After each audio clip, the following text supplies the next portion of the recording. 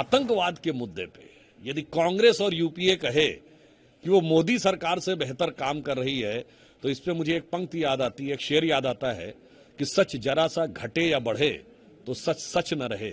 मगर झूठ की तो कोई इंतहा नहीं और लाख चेहरे बदल के आ जाते हैं ये, पर आईना कमबख्त झूठ बोलता ही नहीं। 2008 का 26/11 का हमला होने के बाद भारत के तत्कालीन वायुसेना अध्यक्ष फाली होमी मेजर साहब ने कई वर्षों के बाद ये कहा कि एयरफोर्स सर्जिकल स्ट्राइक के लिए तैयार थी, मगर कांग्रेस सरकार ने उसकी अनुमति नहीं दी। पूर्व अमेरिकी राष्ट्रपति बराक ओबामा ने अपनी किताब द प्रॉमिस लैंड में ये लिखा है 2010 में भारत यात्रा में मनमोहन सिंह जी के बाद के आधार पर कि भारत की सेना एक बड़ी कार्रवाई के लिए तैयार थी, परंतु उस समय कांग्रेस की सरकार को यह लगा कि इससे भारतीय जनता पार्टी को लाभ न मिल जाए, इसलिए उन्होंने ऐसा नहीं किया। देखिए, तहव्वुर राणा का भारत आना मोदी सरकार की अभूतपूर्व सफलताओं में से एक है, जिसमें 3 पक्षों के ऊपर प्रधानमंत्री श्री नरेंद्र मोदी जी के नेतृत्व में काम हुआ। एक, मजबूत रूप से कानूनी पक्ष और अकाट्य साक्ष्य रखना। दूसरा, कुशल कूटनीतिक दक्षता यानी डिप्लोमेटिक डेक्सटेरिटी। और तीसरा, दृढ़ इच्छा शक्ति। और जहां तक कांग्रेस पार्टी ये आरोप लगाए कि किस सरकार ने क्या किया, तो उनके जमाने की तो मैं याद दिलाना चाहता हूं कि 2008 का 26/11 का हमला होने के बाद भारत के तत्कालीन वायुसेना अध्यक्ष फाली होमी मेजर साहब ने कई वर्षों के बाद ये कहा कि एयरफोर्स सर्जिकल स्ट्राइक के लिए तैयार थी, मगर कांग्रेस सरकार ने उसकी अनुमति नहीं दी।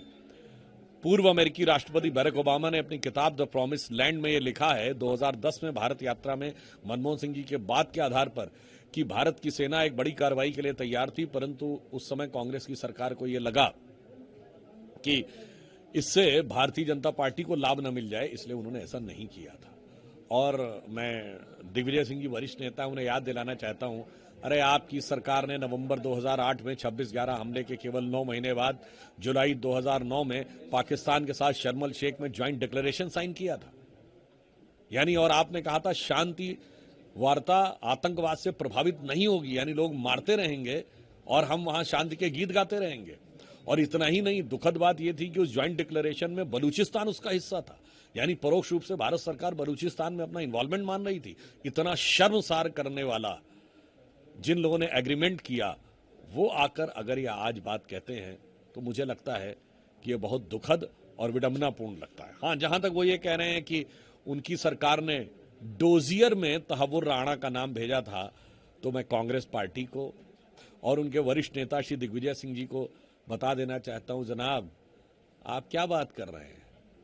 आज तो पाकिस्तान यूएन को भेजे गए भारत के खिलाफ डोजियर में आपके नेता राहुल गांधी जी का नाम कोट करता है। मुझे लगता है इससे ज्यादा शर्मसार करने वाली बात कांग्रेस पार्टी के लिए नहीं हो सकती है। इसलिए जो कांग्रेस पार्टी कह रही है वो यथार्थ के धरातल पर कितना असत्य है ये साफ हो जाता है। तो उनके इस बयान को मैं एक पंक्ति में कहना चाहूंगा कि आतंकवाद के मुद्दे पे यदि कांग्रेस और यूपीए कहे कि वो मोदी सरकार से बेहतर काम कर रही है, तो इस पे मुझे एक पंक्ति याद आती है, एक शेर याद आता है कि सच जरा सा घटे या बढ़े तो सच सच न रहे, मगर झूठ की तो कोई इंतहा नहीं और लाख चेहरे बदल के आ जाते हैं ये, पर आईना कमबख्त झूठ बोलता ही नहीं।